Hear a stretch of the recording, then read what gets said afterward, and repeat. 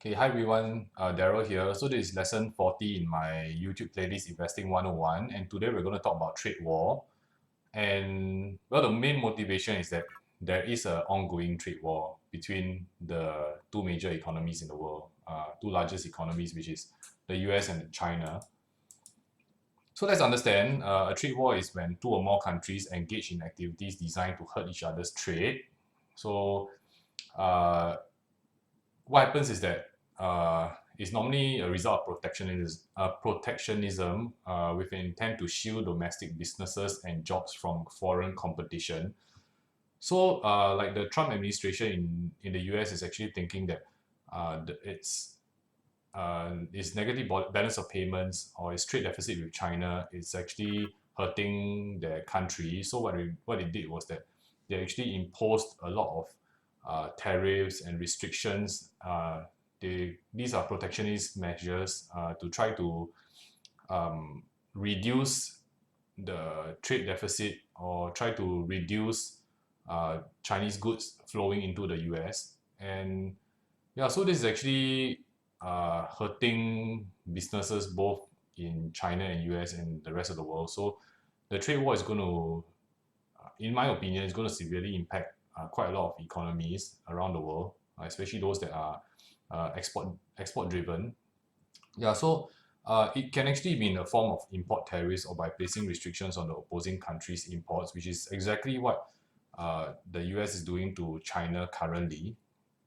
And okay, so when usually these actions are taken when one country like the US wants to reduce its trade deficit with another country. So like initially when like 2 weeks ago I did mention that one of the reasons is that well, other than the huge trade deficit, whenever um, the Chinese sells goods to the US actually pays in US dollars. So China is actually sitting on a large pile of US dollars. They actually have a large foreign reserve of US dollars. So it's actually uh, quite fearful or quite scary for the US that the Chinese have so much US dollars, so it can actually start to manipulate or start to have, not say manipulate, it start to have some control over the pricing of how the US dollar moves.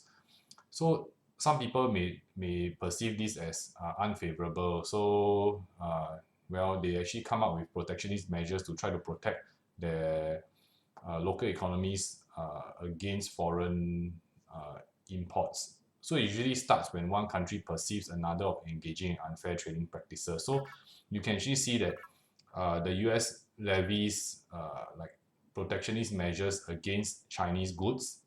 It can impose huge tariffs. If not, then it can ban US companies from working with Chinese companies altogether. Like, for example, the US actually bans US companies from working with Huawei. Um, yeah, so it's very controversial and it's commonly agreed that free trade benefits global trade as a whole.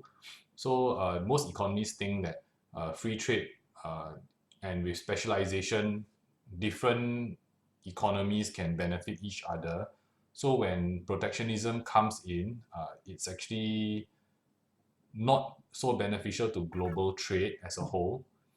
And but protectionism is not all negative. There are actually benefits of protectionism. So like it actually protects domestic industries. So like for example, if let's say Malaysia wants to grow its car industry, it actually has to protect its car industry from foreign imports. So if let's say somebody wants to buy a car from let's say like Germany uh, or Japan, which are world renowned for their good quality cars, then no one will actually want to buy Malaysia cars, especially if in the beginning the Malaysian car industry cannot produce enough cars to take advantage of like economies of scale. So what the Malaysian government can do or it did was that it actually protected its domestic car industry such that it gave incentives to people to purchase local, and then after that it actually can levy taxes on car imports.